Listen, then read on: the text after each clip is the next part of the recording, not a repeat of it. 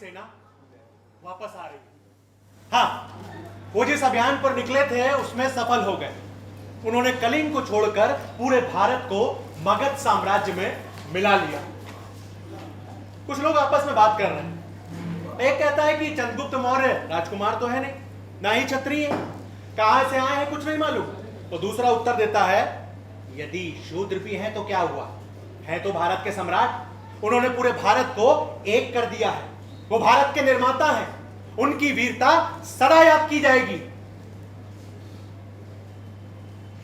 कुछ समय बाद श्रवण बेलगोला में दुर्भिक्ष पड़ता है, तो चंद्रगुप्त मौर्य अपने पुत्र बिंदुसार को राज्य का कार्यभार सौंपकर स्वयं श्रवण बेलगोला चले जाते हैं और फिर कुछ समय बाद निराहार समाधि ग्रहण करके प्राण त्याग देते हैं।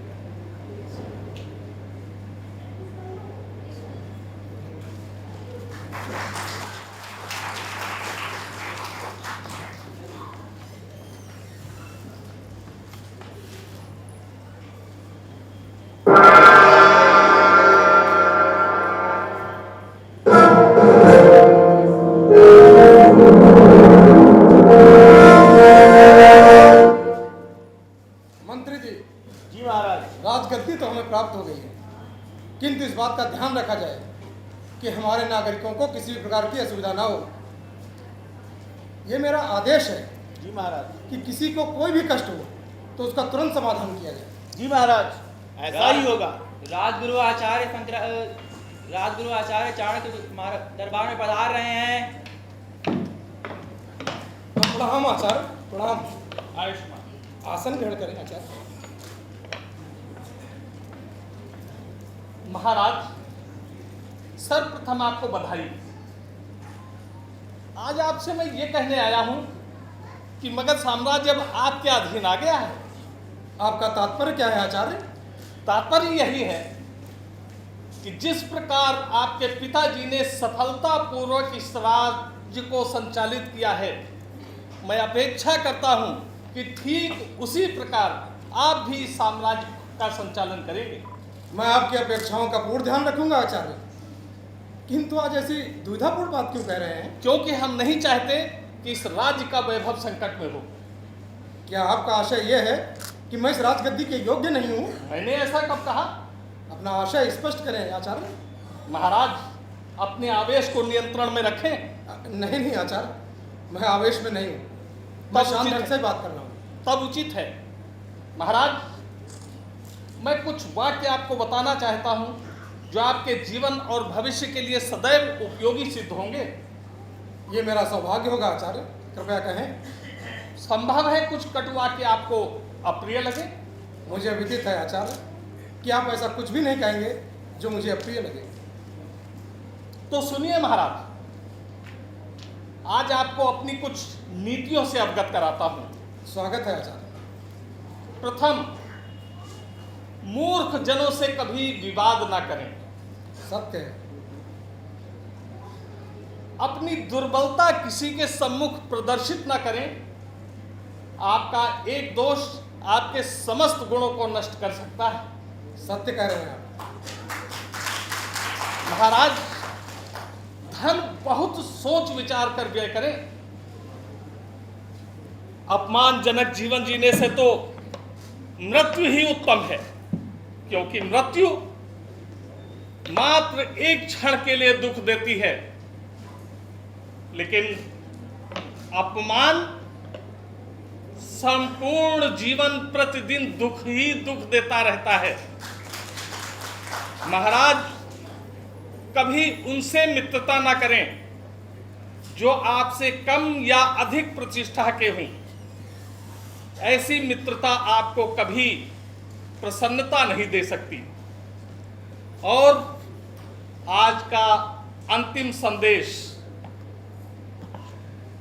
जो अपने संबंधों में अत्यधिक लिप्त रहते हैं, एक न एक दिन वही संबंध उनके लिए दुख और चिंता का कारण बनते हैं। आचार्य, मैं आपकी सभी बातों से सहमत हूँ, किंतु यदि गृहस्थ आश्रम में रहना है तो संबंध तो आवश्यक ही होंगे। मैं पारिवारिक संबंधों की बात नहीं कर रहा हूं महाराज। महाराज बधाई हो। महारानी सुभद्रा को पुत्र पैदा हुआ है। आपको पुत्र करने पर बधाई। महाराज, मेरी ओर से भी बधाई और आशीर्वाद स्वीकार करें।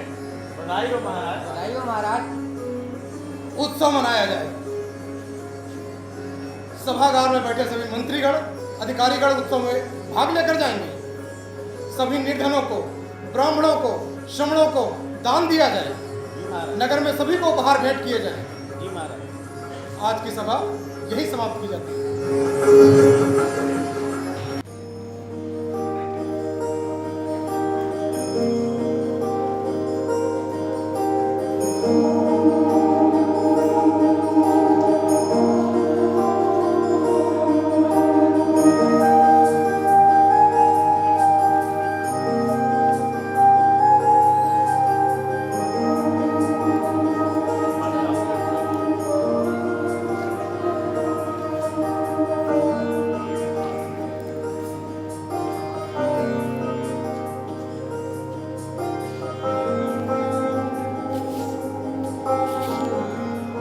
महारानी, आज मैं बहुत प्रसन्न हूँ।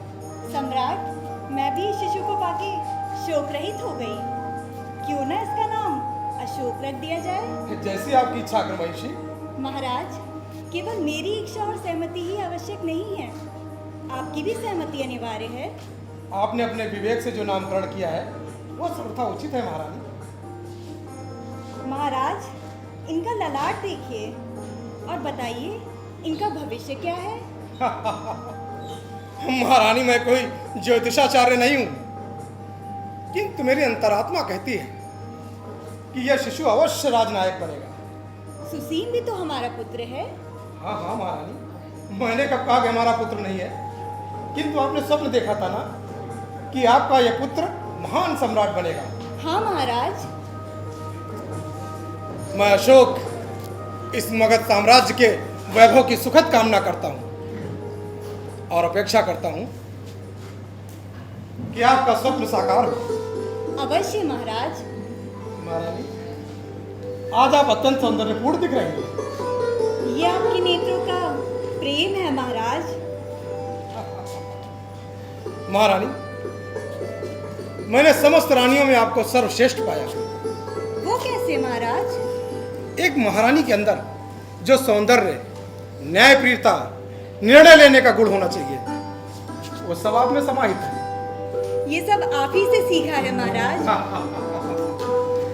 अच्छा, बातें बहुत हो गई, अब विश्राम करते हैं। हाँ महाराज, अशोक को भी विश्राम की आवश्यकता होगी। अवश्य, आइए।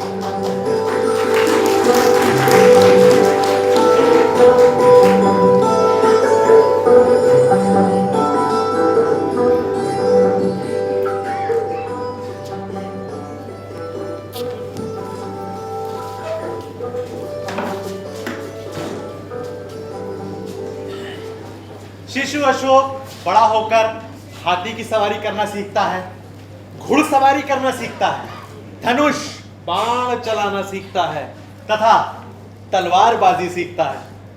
आइए देखते हैं।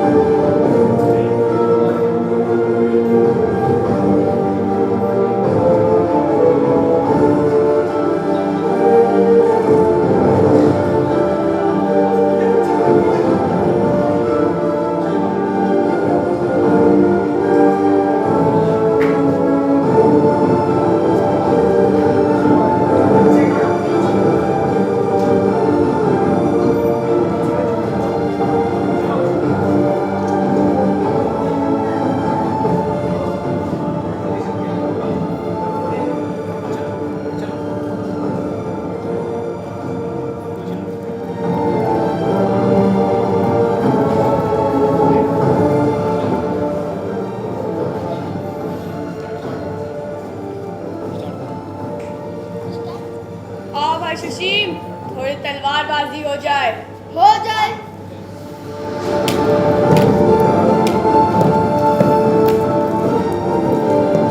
तलवार पकड़ना ठीक से आता नहीं, बनेंगे मगध के सम्राट। मगध का सम्राट तो मैं ही बनूंगा। ये तुम्हारा स्वप्न मैं कभी पूरा होने नहीं दूंगा। मगध का सम्राट भी मैं ही बनूंगा। मैं बड़ा हूँ, इसलिए मगध का सम्राट भी मैं ही बनूंगा। मेरी तलवार में अधिक शक्ति है, इसलिए मगध का सम्राट भी मैं ही बनूंगा। मैं ऐसा कभी होने नहीं दूंगा।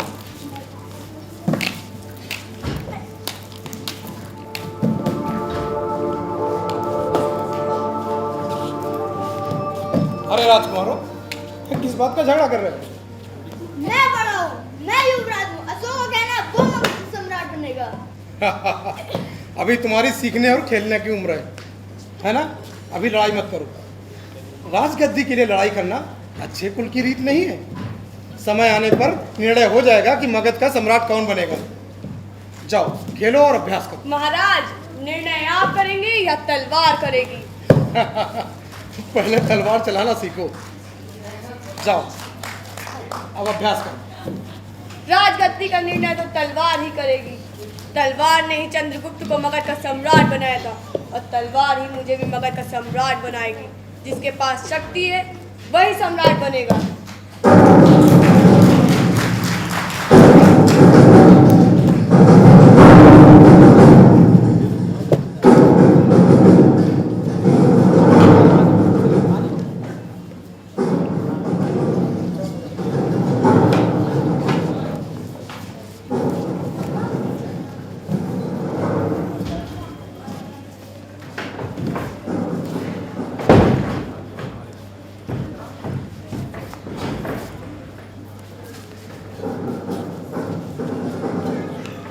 समय बीतता है।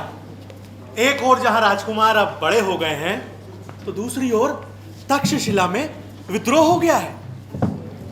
आचार्य चाणक्य चिंतित है। वो राज दरबार में जाकर महाराज बिंदुसार को वस्तु स्थिति से अवगत कराते हैं।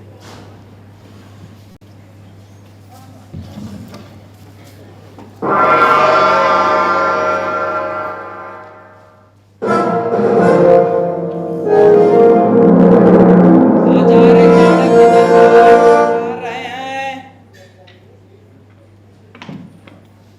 प्रणाम आचार्य। महाराज, सम्राट चंद्रगुप्त मौर्य ने अथक परिश्रम करके भारत को एक किया है। आचार्य, भारत की स्थापना में आपका अतुल्य योगदान है। भारत आपको सदैव स्मरण रखेगा। मैंने पूर्व में भी आपको राज्य पर विशेष ध्यान देने हेतु परामर्श दिया था। हाँ हाँ, मुझे विदित है, किंतु आप चिंतित क्यों हैं इतने? उत्तरापथ तक्षशिला में विद्रोह हो रहा है, क्या इसका संज्ञान है आपको? नहीं आचार्य। इसीलिए अवगत कराने आया हूं। आपको तत्काल उस विद्रोह का दमन करना ही होगा। अवश्य करेंगे, अवश्य विद्रोह का दमन करेंगे। अमात्य जी महाराज। हमारे अतिरिक्त यहाँ ऐसा कौन है जो इस विद्रोह का दमन कर सकता है? अशोक, केवल अशोक। राजकुमार अशोक ही विद्रोह का दमन कर पाएंगे। अशोक को बुलाया जाए। जी महाराज।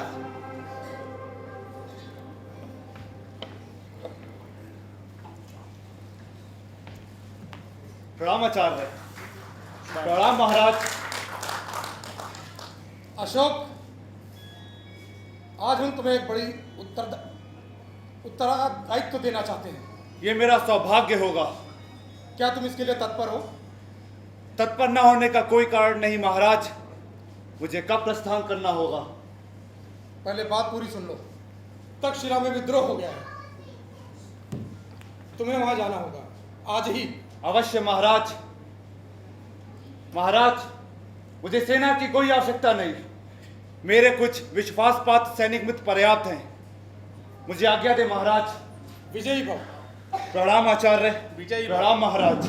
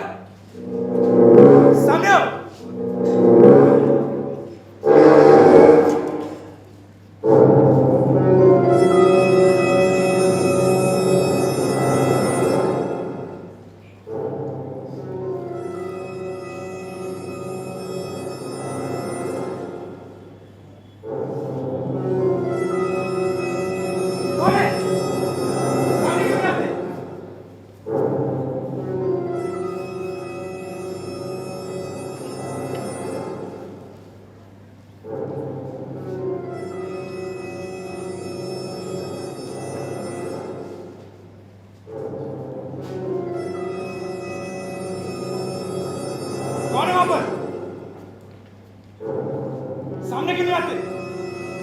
सुना नहीं? तुम जो भी हो हमारे सामने आओ। मुझे जानते हो? नहीं, मुझे जानना भी नहीं। तुम जो भी हो यहाँ मारे जाओगे। बहुत शीघ्रता में लगते हो। भाग जाओ यहाँ से। तुम्हें क्या मुझसे डर लग रहा है? तुझसे डर? अभी तुझे बताता हूँ कि डर क्या होता है।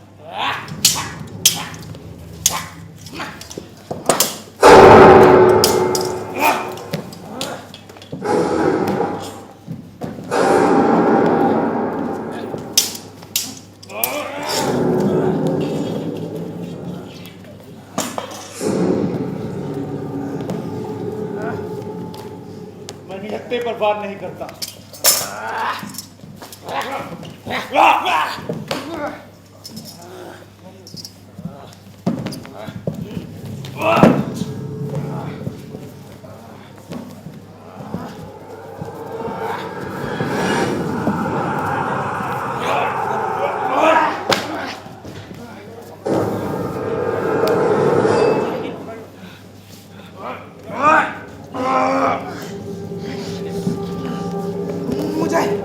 मुझे क्षमा कर दो। मैं जीवित रहना चाहता हूँ। मैं मरना नहीं चाहता। आप कौन है? अशोक, अशोक हूं मैं, सम्राट चंद्रगुप्त मौर्य का पौत्र और महाराज बिंदुसार का पुत्र। राजकुमार, मैंने आप पर वार किया। आप मुझे क्षमा करें, परंतु हम क्या करें? हमारी पीड़ा को हम आज सुनते ही नहीं हैं। राजकुमार, हमें सम्राट से कोई शिकायत नहीं है, परंतु हम क्या करें? हमारी पीड़ा से, हमारे बुरे हालातों से सम्राट को अवगत ही नहीं कराया जाता। मैं वचन देता हूं कि अमात्य आपकी बात सुनेंगे और आप लोग भी अब कभी विद्रोह नहीं करेंगे। जी राजकुमार। राजकुमार अशोक की जय। राजकुमार अशोक की जय।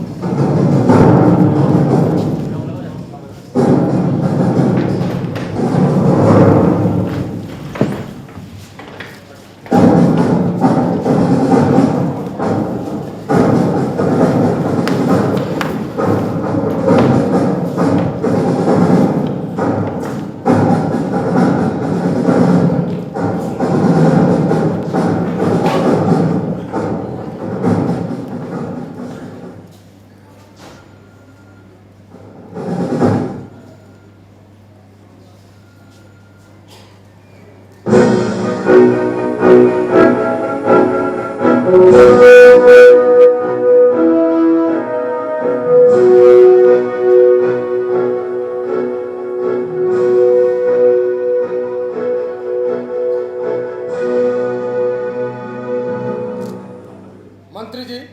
जी महाराज। अशोक के स्वागत की समस्त तैयारियां पूर्ण हो चुकी। जी महाराज, समस्त तैयारियां पूर्ण। बधाई हो महाराज।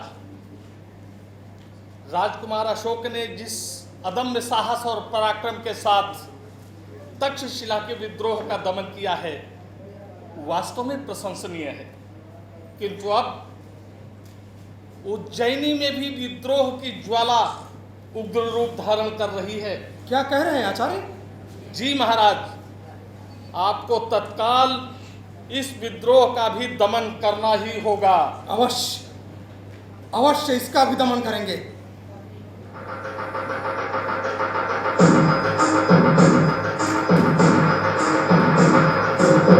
प्रणाम आचार्य। प्रणाम महाराज। आओ अशोक, तुम्हारा स्वागत है।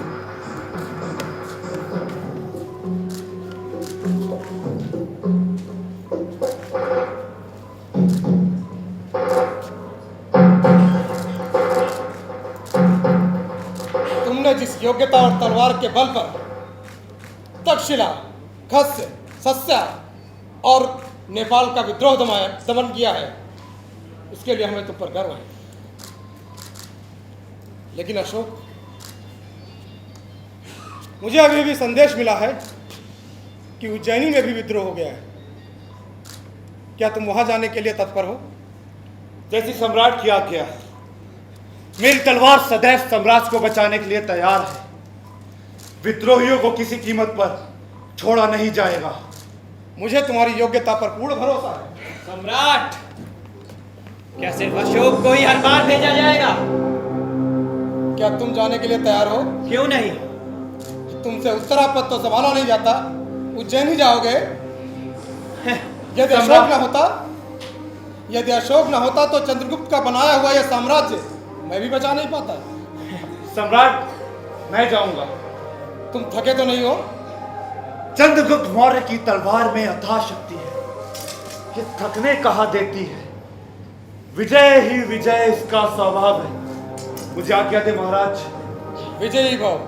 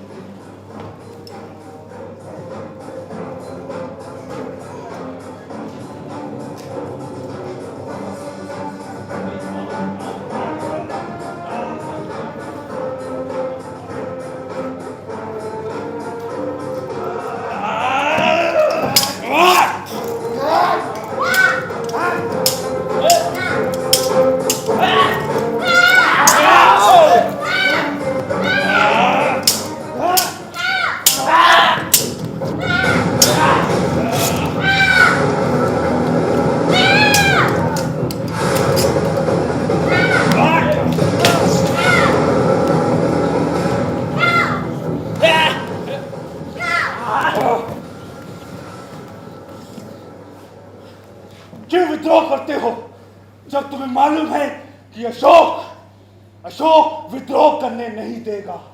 और तुम्हें मेरे हिंसक रूप का भी पता है। राजकुमार, आप विद्रोह नहीं, आप तो दयावान, परंतु हम क्या करें? आपके अपराधी हम पर अनावश्यक कर लगाते हैं और हमें परेशान करते हैं। हमारे छोटे छोटे बच्चे भूखों मर रहे हैं। राजकुमार, हम क्या करें? हमें माफ कर दीजिए, हमें क्षमा कर दे राजकुमार। अपनी आवश्यकताओं के लिए दूसरों पर हिंसा करते हो, ये किस तरह से क्षमा की योग्य है? राजकुमार, मेरे पति को क्षमा कर दे राजकुमार, नहीं तो मेरे बच्चे भूखों मर जाएंगे। हम पहले एक बच्चे को औषधि के हवा में खो चुके हैं। मेरे पति को क्षमा कर दे राजकुमार, नहीं तो हम सब भूखों मर जाएंगे। क्षमा राजकुमार, क्षमा।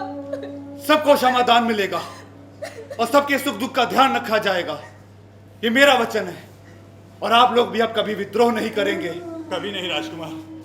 राजकुमार की राजकुमार की हम क्षमा चाहते हैं।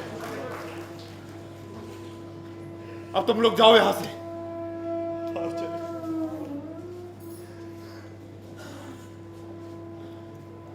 राजकुमार, हम लोग थोड़ी देर विश्राम कर सकते हैं? अवश्य।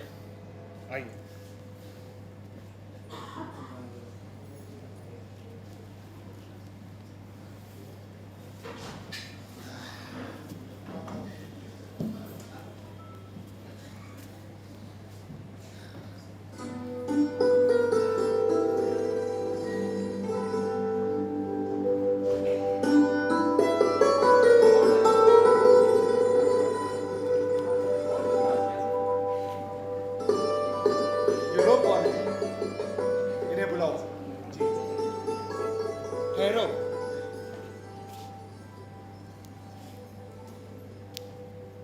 आप कौन हैं और कहाँ जा रही हैं?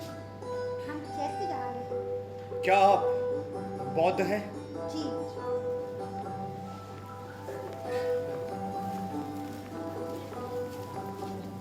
क्या मैं आपका परिचय जान सकता हूँ? मेरे बारे में जानना चाहते हो? हाँ, नहीं, कदाप नहीं। मैं आपके बारे में पूछ रहा था सुंदरी। मेरा नाम विदिशा है। मैं उज्जैन के एक शाक्यवंशी साहूकार की बेटी हूँ। एक अज्ञात व्यक्ति को अपने बारे में सब कुछ बता रही हैं आप। अज्ञात क्यों? मैं मगध साम्राज्य के राजा बिंदुसार का पुत्र अशोक हूँ। आप सम्राट हैं? संभवतः लोग यही कहते हैं। संभवतः क्यों? क्या आपके सम्राट होने में कोई संदेह है? जी नहीं, मैं सम्राट हूँ।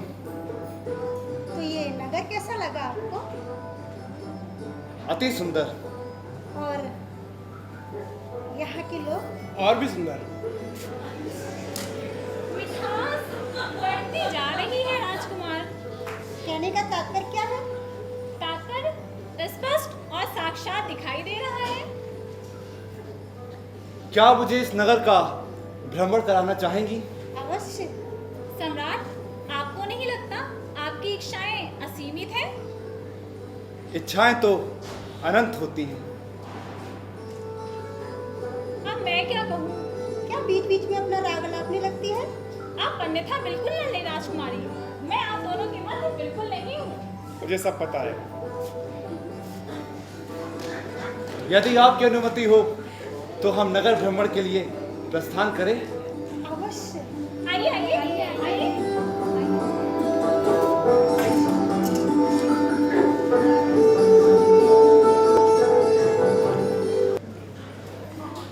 अशोक विदिशा के साथ नगर के भ्रमण पर चले जाते हैं। अशोक को विदिशा और नगर दोनों ही बहुत पसंद आते हैं। तत्पश्चात सम्राट अशोक राधा गुप्त को विदिशा के पिता के पास विवाह का प्रस्ताव लेकर भेजते हैं, जिसको कि उनके पिता स्वीकार कर लेते हैं। फिर जल्द ही दोनों का विवाह संपन्न हो जाता है। एक बार की बात है कि विदिशा महारानी महल में उदास बैठी होती हैं। तभी सम्राट अशोक वहां पर आते हैं और उनसे उनकी उदासी का कारण पूछते हैं।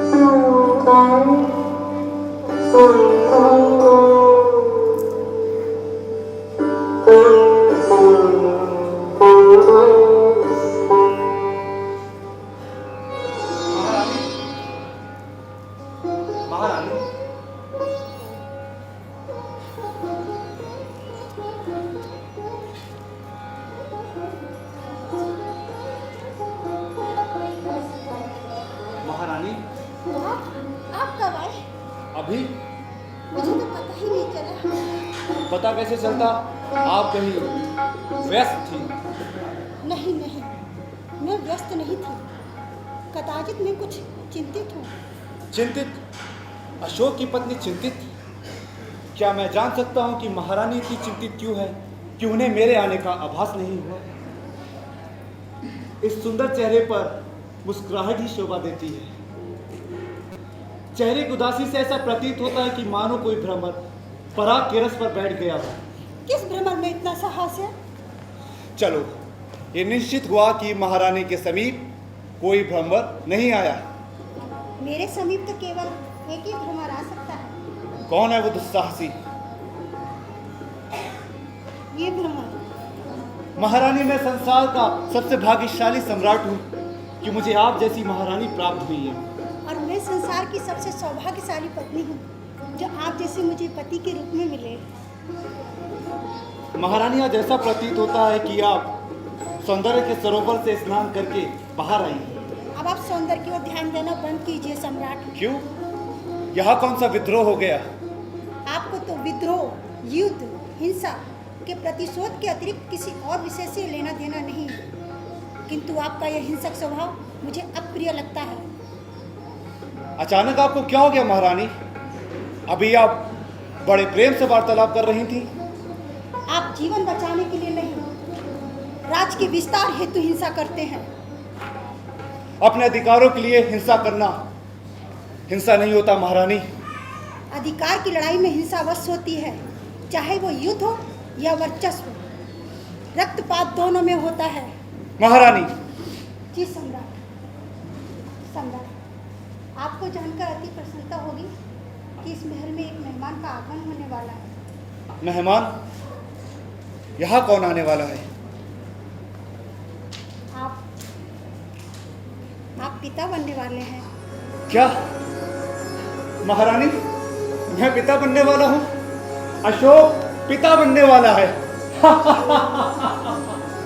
अशोक पिता बनने वाला है। महारानी, महारानी, आज मैं बहुत प्रसन्न हूँ। अशोक पिता बनने वाला है। अब आप अपने पुत्र के लिए हिंसा का त्याग कर दें। आइए, आप विश्राम कीजिए।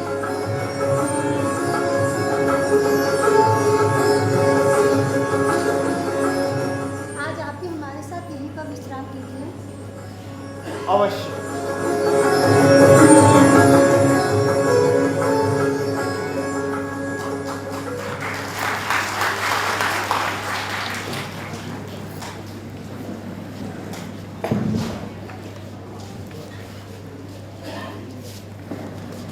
धीरे धीरे समय व्यतीत होता है।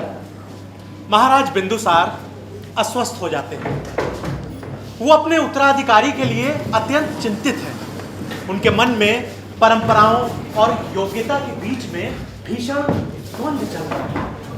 वो अगर योग्य उत्तराधिकारी चुनते हैं तो परंपराओं का सम्मान नहीं होता, और अगर परंपराओं का सम्मान नहीं होगा तो भारत का साम्राज्य संकट में पड़ जाएगा।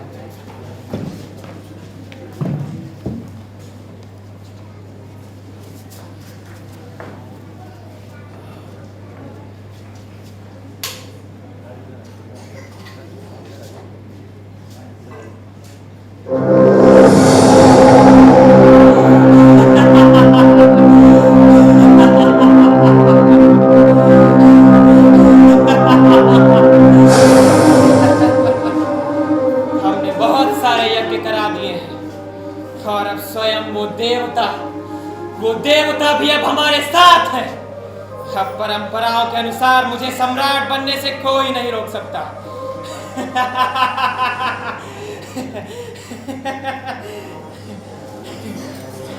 कब से तुम्हारी प्रतीक्षा थी। हम मगध के युवराज हैं और सम्राट बिंदुसार के बाद इस सिंहासन पर मेरा अधिकार है।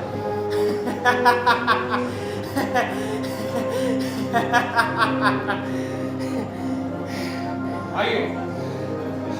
राधा गुप्त, बड़े अच्छे समय पर आए।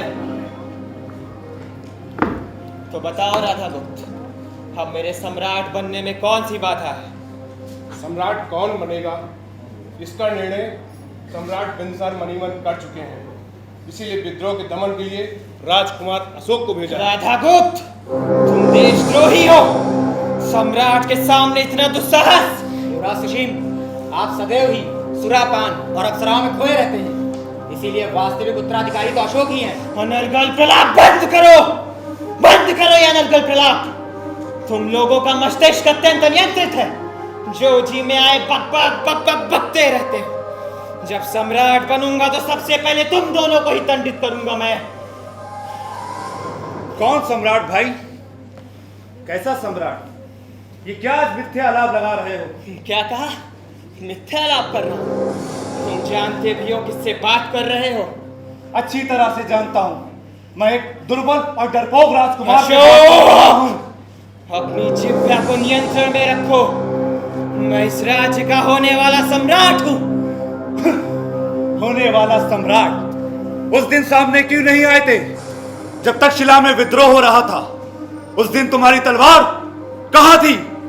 उस दिन तुम्हारे सम्राट बनने की इच्छा कहां थी जब मैं नेपाल में विद्रोह दबाते दबाते घायल हो गया था? मैंने कहा था सम्राट से कि विद्रोह को शांत करने के लिए मैं जाऊंगा, परंतु उन्होंने मुझे ना भेजकर तुम्हें वहां भेज दिया ताकि तुम मगध की सेना और लोगों के बीच में लोकप्रिय हो सको और वे तुम्हें अपने बाद अपना सम्राट बना सके।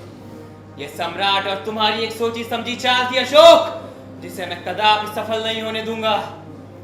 ऐसा कुछ भी नहीं। वास्तविकता तो यह है कि तुम कायर हो। युद्ध के नाम से ही तुम्हें डर लगता है।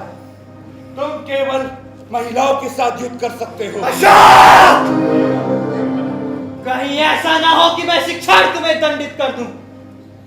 आज तुम भारत के सम्राट इसलिए बनना चाहते हो क्योंकि चारों तरफ शांति है। मेरे भाई, भारत के साम्राज्य को बचाने के लिए सहयोग करो, तुम्हें पूरा सम्मान मिलेगा। तू मुझे सम्मान देगा? तूने अपनी नियंत्रण रेखा पार कर ली है अशोक, और अब तुझे दंड देना आवश्यक हो गया।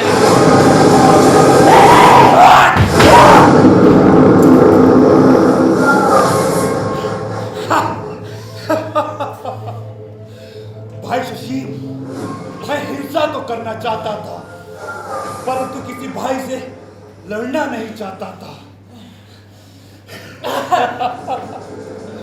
पर शायद भारत की एकता के लिए ये आवश्यक था। मुझे मृत्यु और जीवन में से एक का चयन करना था। राधागुप्त, तुमने हमेशा हमारा साथ दिया है। तुम हमारे सबसे महत्वपूर्ण मंत्री रहोगे। राजकुमार सुशीम के शव को किसी अज्ञात जगह पे ले जाकर फेंक दो। जी।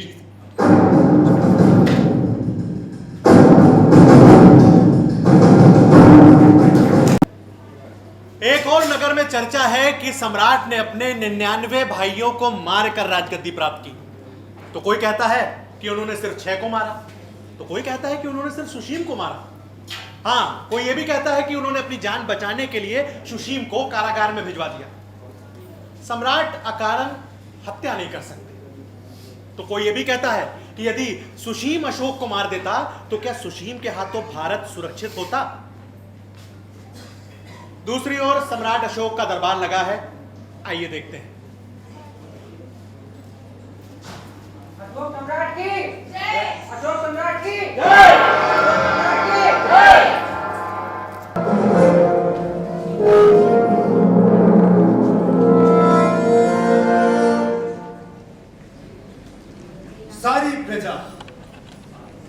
सारी प्रजा मेरी संतान है। जिस प्रकार मैं अपनी संतान के यही गुण और कल्याण की कामना करता हूं, वैसी मैं अपनी प्रजा के सुख और कल्याण की कामना करता हूं। जैसे एक माँ अपने शिशु को एक कुशल धाय को सौंप कर निश्चित हो जाती है कि कुशल धाय शिशु के पालन करने के लिए समर्थ है, उसी प्रकार मैंने भी अपनी प्रजा के कल्याण और सुख के लिए नए राजकों की नियुक्ति की है। सम्राट, हम आपसे कुछ कहना चाहते हैं। निसंदेह कहो। सम्राट, आपकी प्रजा आपको सम्राट के रूप में पाकर अत्यंत प्रसन्न है। लोगों को आपसे बड़ी अपेक्षाएं हैं। मैं लोगों की सेवा को अपना धर्म समझता हूं। मैं भी आपसे अपेक्षा करता हूं कि आप भी लोगों की सेवा के प्रति अपने को तत्पर रखें। अवश्य ही सम्राट, ऐसा ही होगा। किंतु सम्राट, हमारे राज्य के लिए एक चिंता का कारण अवश्य है। वो क्या? कलिंग। कलिंग से हमें क्या चिंता? सम्राट, कलिंग की ओर से अपना साम्राज्य सुरक्षित नहीं है। दक्षिण की ओर से राजमार्ग और जल मार्ग में सुरक्षित होना अति आवश्यक है। सम्राट, खारवेल के समय से ही कलिंग एक समस्या बना हुआ है। इसे भारत में मिलाए बिना साम्राज्य को एक नहीं किया जा सकता। तो कलिंग को अभी तक साम्राज्य में मिलाया क्यों नहीं गया? कलिंग को जीतना आसान नहीं है सम्राट। ऐसा क्यों? कलिंग की सेना अपनी मातृभूमि की रक्षा के लिए सदैव मर मिटने को तत्पर रहती है। कलिंग की सेना को वहां की संपूर्ण प्रजा का पूर्ण समर्थन प्राप्त है।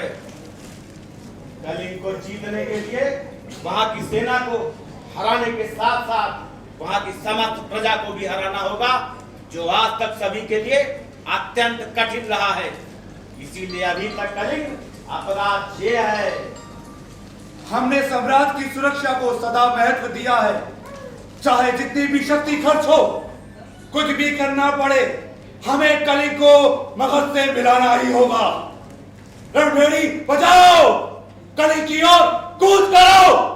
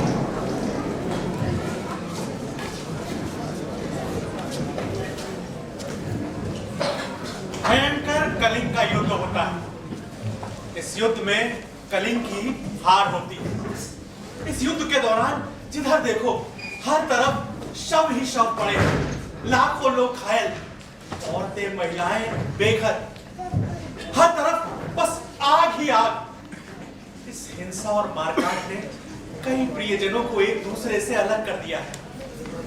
सम्राट अशोक ये दृश्य देखकर बहुत ही दुखी, चिंतित हो जाते हैं।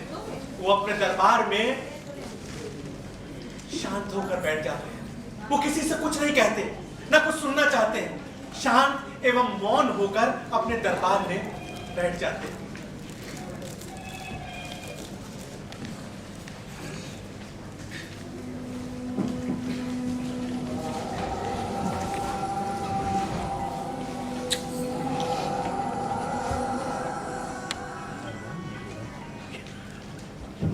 सम्राट, हमें प्रसन्नता है कि आपने कलिंग को जीतकर अपने साम्राज्य में मिला लिया। अब मगध की ओर कोई भी शत्रु आंख उठाकर नहीं देख सकता। ये सब आपके कारण ही संभव हो सका है सम्राट। आप धन्य हैं।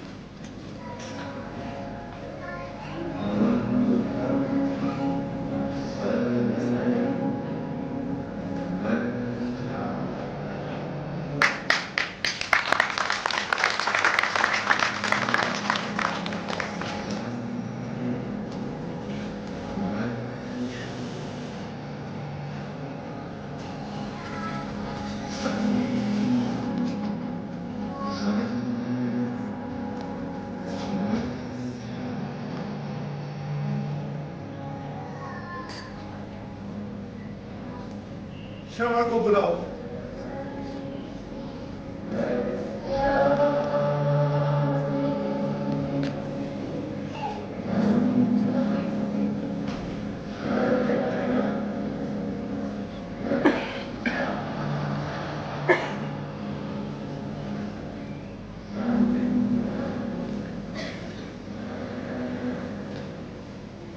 हे श्रवण, आप कौन हैं?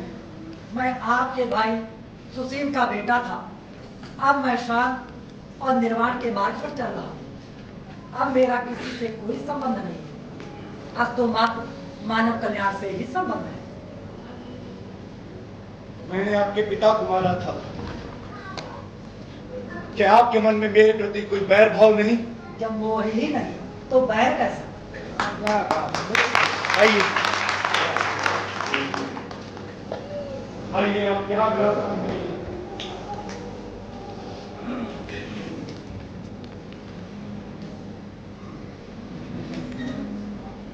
कलिंग युद्ध के बाद मैं अत्यंत व्यथित हूं। आपने इतनी अल्प आयु में संसार के हर मोह, वैर एवं क्रोध सबको जीत लिया है, और मैं युद्ध में जीत कर भी आपके सामने निम्न हूं। गौतम बुद्ध ने कहा है, जो राजा धरती का एक टुकड़ा जीत लेगा वो दूसरा भी जीतना चाहेगा। सारी धरती जीतने के बाद वो आकाश पर राज करना चाहेगा। मन की इच्छाएं कभी पूरी नहीं होती। अधूरी इच्छाएं के लिए ही वो मृत्यु को प्राप्त हो जाएगा। साथ में कुछ नहीं। सरवण, मुट्ठी बांधे आना है और हाथ उठाने। मैं भी भगवान बुद्ध के रास्ते पर चलूंगा श्रवण। आपका मंगल हो सम्राट। कलिंग के युद्ध में तो आपने विजय प्राप्त कर ली, किंतु जब आप स्वयं पर विजय प्राप्त कर लेंगे तो संसार के महानतम सम्राट माने जाएंगे। संसार आपको स्मरण रखेगा। तलवार लोगों को महान नहीं बनाता, उनका चरित्र और शांति में योगदान ही महान बनाता है। ठीक है श्रवण निरोध, मेरे लिए अब युद्ध नहीं, भगवान बुद्ध का रास्ता ही सर्वश्रेष्ठ है। धम्म महाघोष गूंजेगा, रणभेरी बंद होगी। श्रवण, मैं अपनी संतानों को भी युद्ध के लिए मना करूंगा। अनावश्यक युद्ध या हिंसा अनैतिक है। श्रवण,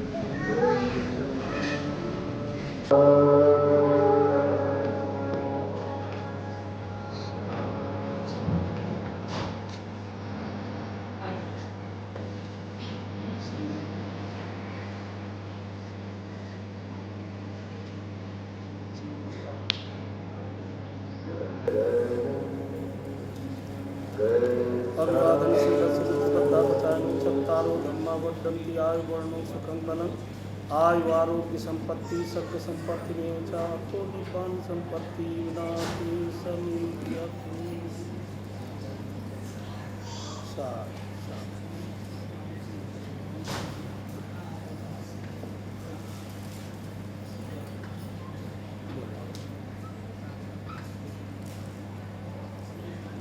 ओकाश ओकाश अहं भन्ते तीसरणेन सह पंचशीलं धम्मं याचामि अनुग्रहं कत्वा शीलं देथो मे भन्ते द्वितीयंपि ओकाश अहं भन्ते तीसरणेन सह पंचशीलं धम्मं याचामि अनुग्रहं कत्वा शीलं देथ मे भन्ते ततीयंपि ओकाश अहं भन्ते तीसरणेन सह पंचशीलं धम्मं याचामि अनुग्रहं कत्वा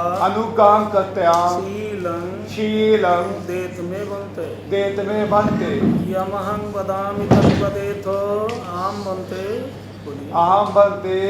नमो तस्से भगवतो वरहतो सम्मा संबुद्धस्स नमो तस्से भगवतो वरहतो सम्मा संबुद्धस्स नमो तस्से भगवतो वरहतो सम्मा संबुद्धस्स बुद्धं शरणं गच्छामि धम्मं शरणं गच्छामि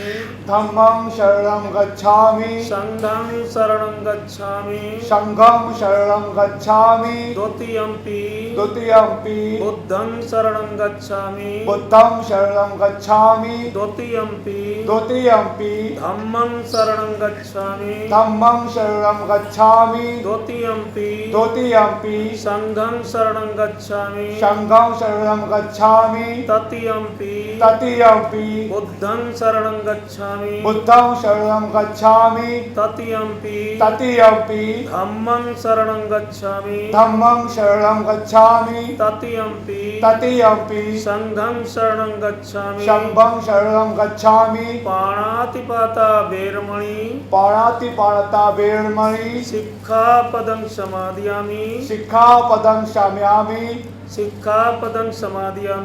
सिक्खापदं समादयामि अदिन्नादाना वेरमणि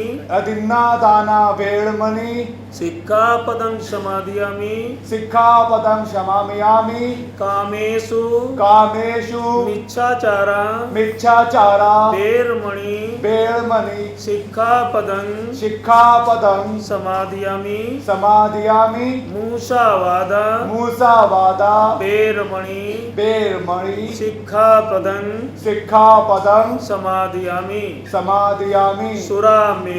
सुरामेरे मज्ज पमादट्ठाना वेरमणि सिक्खापदं समादयामि तिसरणेन सह पंचशीलं धम्मं साधुकं सुरक्षित कृत्वा शीलं संपादेत बोलिए साधु साधु साधु साधु साधु साधु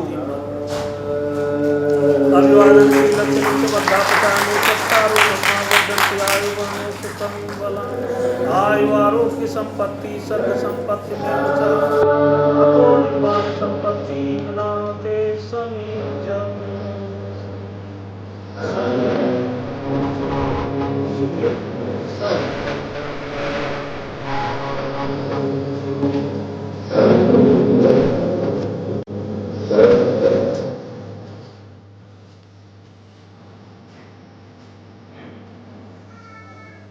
सम्राट अशोक बौद्ध धर्म की दीक्षा लेने के बाद अपने राज्य में एक बहुत बड़ा आयोजन करते हैं, जिसमें परिवार, मंत्रीगण एवं नगर के सभी लोग एकत्रित होते हैं। उस आयोजन में वो सभी को बौद्ध धर्म के बारे में बताते हैं, सबकी जिज्ञासाएं शांत करते हैं। आइए हम लोग भी देखते हैं कैसे वो लोगों के प्रश्नों के उत्तर दे रहे हैं।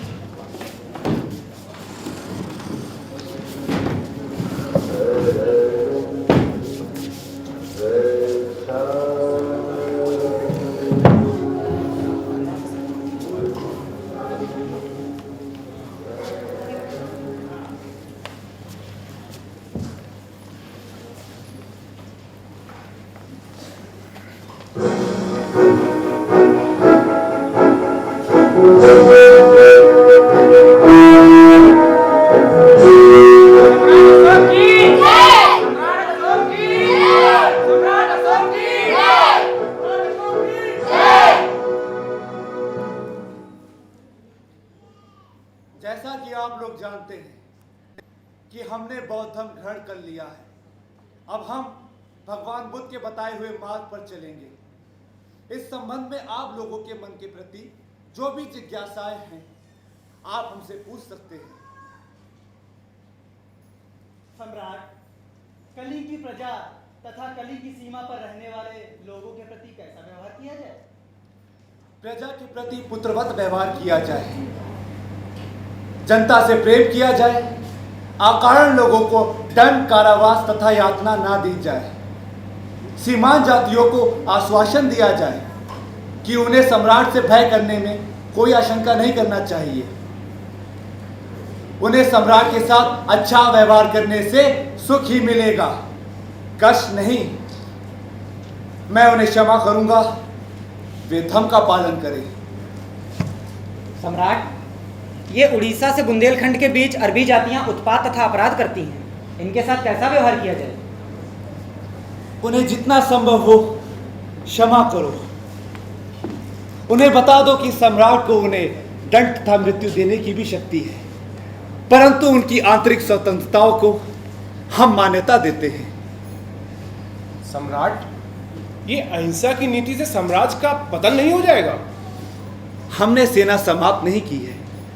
हमारे पास विश्व की सबसे बड़ी सेना है। चारों तरफ से हमने भारत को एक कर लिया है। फिर हमसे युद्ध कौन करेगा? इसके अतिरिक्त दुष्ट को दंड देने में कोई कमी नहीं आएगी। जब भी आवश्यकता होगी युद्ध भी होगा। सम्राट, हम सब नागरिक आपसे जानने के इच्छुक हैं कि धर्म क्या है? धर्म है साधुता, लोगों का कल्याण करना, पाप रहित रहना, दया, दान, शुचिता, प्राणियों का वध ना करना, माता पिता एवं बड़ों के प्रति आदर करना, गुरुजनों के प्रति आदर, दास तथा भृत्यों के प्रति उचित व्यवहार करना धर्म है। जी महाराज। सम्राट, यह धम्म स्तंभ के चारों तरफ शेरों की मूर्तियां क्यों स्थापित है? ये चारों शेर भारत की संप्रभुता का प्रतीक हैं। इसके ऊपर जो झम चक्र बना है, ये शेर धर्म की रक्षा को समर्पित हैं। सम्राट, हमें बताएं कि धर्म की प्रगति में कौन कौन सी बाधाएं हैं? निष्ठुरता, चंडता, क्रोध, मान, ईर्ष्या, ये धर्म की प्रगति में बाधाएं हैं। हमें इनसे बचना चाहिए। सम्राट, धर्म की शिक्षाओं को सभी तक पहुंचाने के लिए क्या क्या किया जा रहा है? हम जगह जगह अपने आदेशों और धर्म की जानकारी के बारे में स्तंभों और शिलाओं पर लिखवा रहे हैं। वे केवल देश ही नहीं वरन विदेशों में भी धर्म की शिक्षा का प्रचार प्रसार करेंगे। हमने 10 महापात्र नियुक्त करे हैं। इन 10 महापात्र को पढ़कर कोई भी बौद्ध धर्म के बारे में अच्छी तरह से जान सकता है।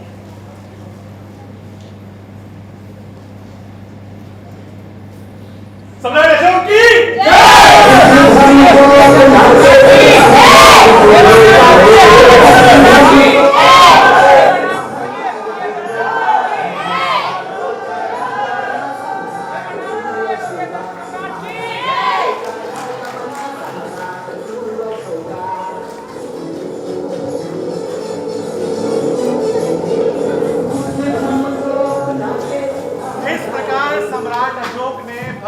बुद्ध के अवशेषों के ऊपर 84,000 स्तूप बनवाए। उन्होंने धम्म में एकता बल दिया। उन्होंने घोषणा की कि जो धम्म में फूट डालने का कार्य करेगा उसे दंडित करने के लिए राज सत्ता का उपयोग करने से भी नहीं चूकूंगा। उन्होंने किसी व्यक्ति के शासन की नहीं बल्कि धम्म और कानून के शासन की स्थापना की। पूरे विश्व में उनकी कीर्ति इतनी फैल गई कि लोग उनका असली नाम भूलकर उन्हें देवा नाम प्रियदर्शी नाम से जानने लगे।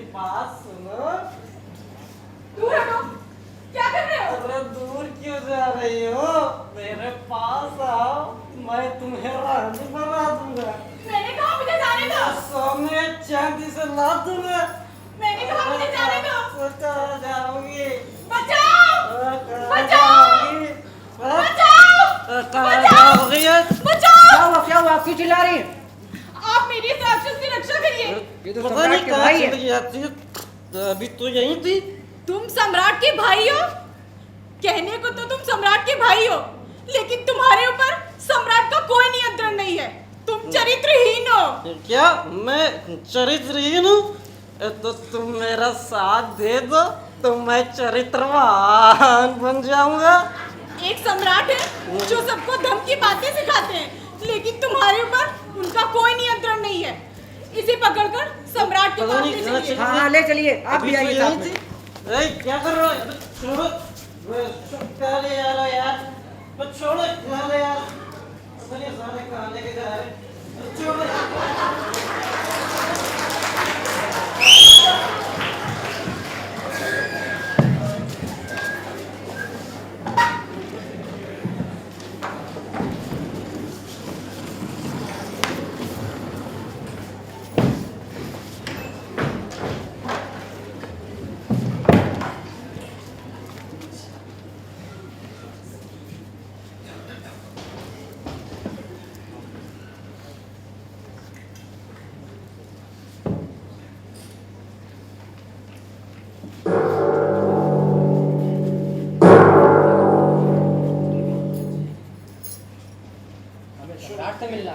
क्यों? क्या काम है? आज इन्होंने इस महिला के साथ अक्षम्य व्यवहार किया। यहीं रुको। सम्राट की जय हो। सम्राट, आज से कुछ लोग मिलना चाहते हैं। किस लिए? वो लोग आपके छोटे भाई को पकड़ के लेके आए। उन्हें अंदर आने दो। अवश्य। सम्राट की जय हो। सम्राट, ये आपके भाई आपकी छवि को जनता में धूमिल कर रहे हैं। ये शराब पीकर झगड़ा करते हैं, लोगों को अशब्द कहते हैं और तो और आपके पद का दुरुपयोग करते हैं। सम्राट, आज इन्होंने इस महिला के साथ अक्षम्य व्यवहार किया है। जी सम्राट, इन्होंने शराब पीकर मेरे साथ अत्यंत बुरा व्यवहार किया है। पहले भी ऐसी कई घटनाएं घट चुके हैं। मैंने इनसे कहा कि मुझे जाने दो, लेकिन इन्होंने मुझे नहीं जाने दिया। सम्राट, आप हमारी इनसे रक्षा करिए। सम्राट, क्या ये सच है? क्षमा सम्राट, क्षमा। अब ऐसा नहीं होगा सम्राट, अब ऐसा नहीं होगा। आज के दिन मैं हर वर्ष कैदियों को माफ करता आया। मैं सोच भी नहीं सकता कि मेरा भाई ऐसा कुकर्म कर सकता है। तुम्हारे आचरण ने मेरे दिल को दुख पहुंचाया है। जनता में तुमने मेरी छवि धूमिल की है। क्षमा सम्राट, क्षमा। आप अपने आंसू रोके सम्राट। मैं बहुत लज्जित हूँ सम्राट। मैं सारे बात छोड़कर कर रास्ता बनाऊंगा। मुझे महल से बाहर निकाल कर पाटलिपुत्र के बाहर एक कुआं में रहने की अनुमति दे दी सम्राट। सम्राट, ले जाइए। मैं प्रायश्चित करना चाहता हूँ सम्राट। सम्राट सम्राट क्षमा करो। सम्राट क्षमा। सम्राट क्षमा। सम्राट सम्राट क्षमा।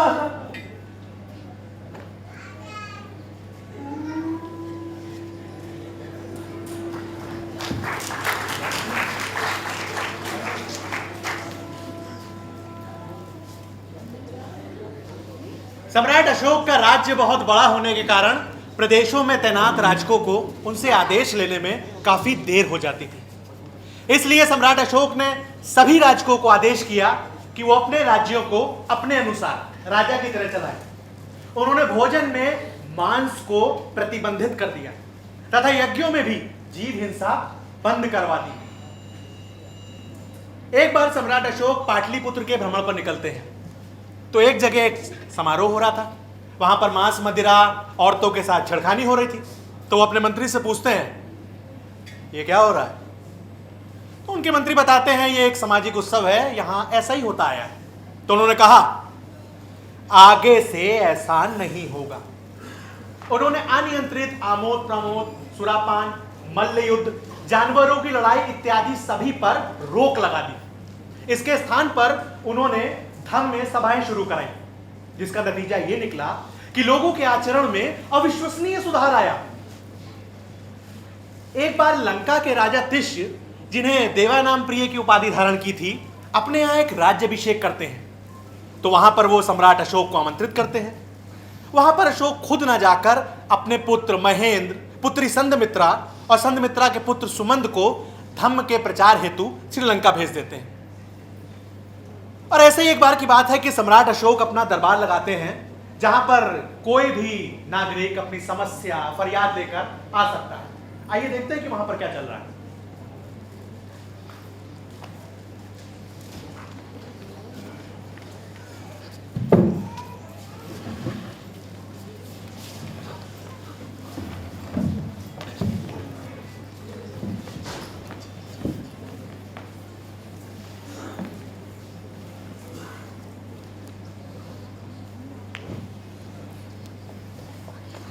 देवानाम प्रिय प्रिय सम्राट की जय। देवानाम प्रिय प्रिय सम्राट की जय।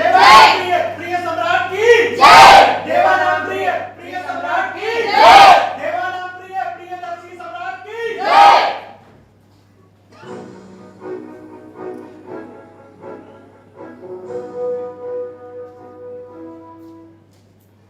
सम्राट की जय हो। सम्राट की जय हो। कहो क्या बात है।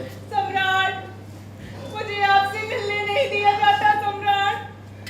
मेरी प्रार्थना आप तक पहुंचाई नहीं जाती सम्राट। मंत्री जी, सम्राट, ये रात में आई थी, मैं कैसे अनुमति दे देता। हर क्षण और हर जगह, चाहे मैं रसोई घर में हूं या अंतःपुर में, मेरे प्रतिवेदक मुझे प्रजा के कार्यों में सूचित करे। मेरा प्रजा के प्रति कार्य करने से मन नहीं भरता। आप अपनी व्यथा कहें। सम्राट, मेरे पति को मृत्यु दंड मिला है सम्राट, जबकि वो निर्दोष है। वो निर्दोष है सम्राट। सम्राट, नगर में एक बहुत बड़ी लूट की घटना हो गई थी, जिसमें लुटेरों ने हिंसा कर दी थी सम्राट। उसी समय मेरे पति अपना कार्य समाप्त करके घर वापस लौट रहे थे कि तभी आपके सैनिकों ने उन्हें बंदी बना लिया सम्राट। उन्हें बंदी बना लिया। उन्होंने कुछ नहीं किया। उन्हें छोड़ दीजिए। हमारी रक्षा करिए सम्राट, हमारी रक्षा करिए। हमने कानून में एक रूपता की स्थापना की है। हम महापात्र देखेंगे कि वे दोषी हैं या निर्दोष। मंत्री जी, कानून में मान्यता लाई जाए। यदि इनके पति निर्दोष हैं तो उन्हें छोड़ दिया जाए। अवश्य सम्राट। सम्राट, आप तो हमारे पालनहार हैं सम्राट। आप ही के कारण राज्य में जीव हत्या प्रतिबंधित है। आप तो हमारे पालनहार हैं, आप तो अहिंसा की पुजारी है सम्राट। तो फिर आपके राज्य में मृत्युदंड क्यों? मृत्युदंड क्यों सम्राट? हमारी रक्षा करिए। न्याय पक्षपात रहित होगा।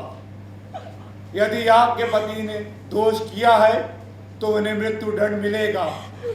जहां मृत्युदंड की आवश्यकता होगी वहां मृत्युदंड मिलेगा। जीवन बचाने के लिए मृत्युदंड आवश्यक है। सम्राट, आपका साम्राज्य बहुत बड़ा है। सदैव ही भ्रमण पे रहना पड़ता है, जिससे सैनिक ही नहीं घोड़े भी बीमार हो जाते हैं। बताएं सम्राट। मनुष्यों और पशुओं के लिए चिकित्सालय खुलवाए जाए। जहां औषधियों के वृक्ष नहीं हैं वहां औषधियों के वृक्ष लगवाए जाएं। सड़क के किनारे वृक्ष लगवाए जाएं। हर 8 कोस दूर पर कुएं खुदवाए जाएं। धम्म महापात्र, आप तो भगवान बुद्ध की जन्मस्थली लुम्बिनी से हैं। कहिए हम आपके लिए क्या कर सकते हैं? सम्राट, हमारे यहाँ के लोग निर्धन हैं, इन पर करों का भार अधिक। लोगों पर कर कम कर दिया जाएगा।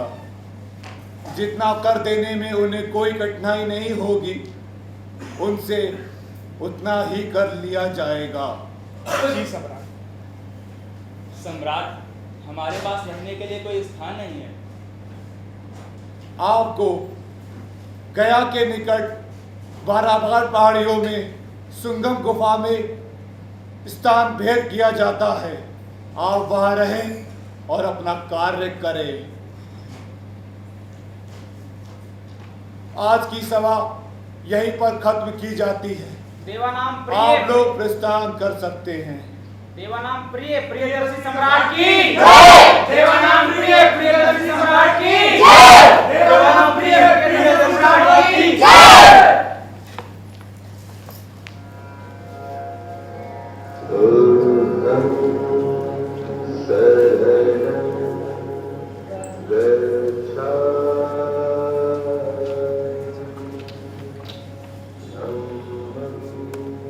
सम्राट, अब आपकी आयु हो गई है और अस्वस्थ भी रहने लगे हैं आप। आपके बाद भारत की प्रजा परेशान न हो और राजमहल में भी द्वंद्व न हो, इसके लिए कोई मार्ग निकालना होगा। योग्यता सारी व्यवस्थाओं से ऊपर है। हमने धर्म के आदेशों का पालन किया है। वे केवल देश ही नहीं विदेशों में भी हमारे आदेशों को पहुंचाएंगे। लोगों का भला होगा, लोग भगवान बुद्ध के मार्ग पर चलेंगे। जब तक सूरज और चंद्रमा रहेगा अभिलेख मिटाए नहीं जा सकते।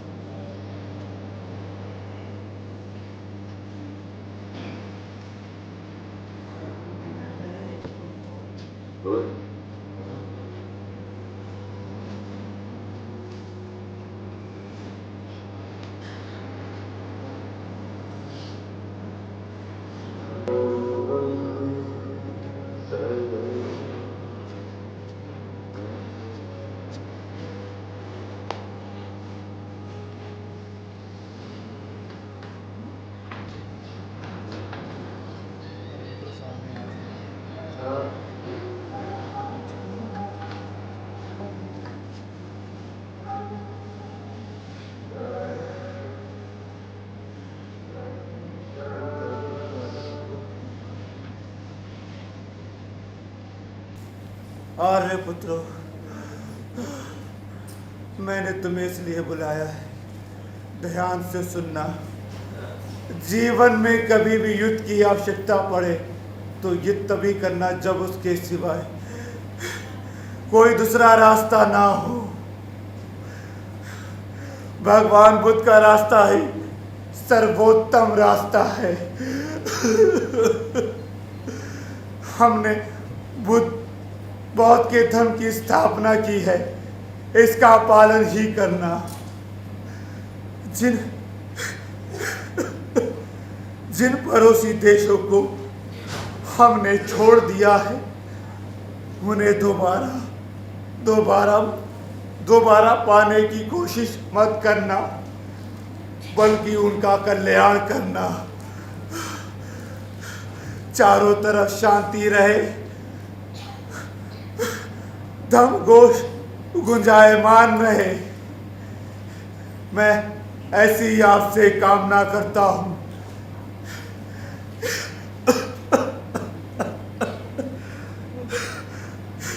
यही मेरी आपसे अंतिम इच्छा है। यही मेरी अंतिम इच्छा है।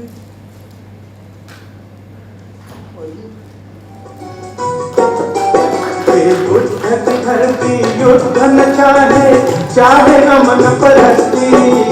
बुद्ध की धरती, बुद्ध की धरती युद्ध न चाहे, चाहे अमन परस्ती।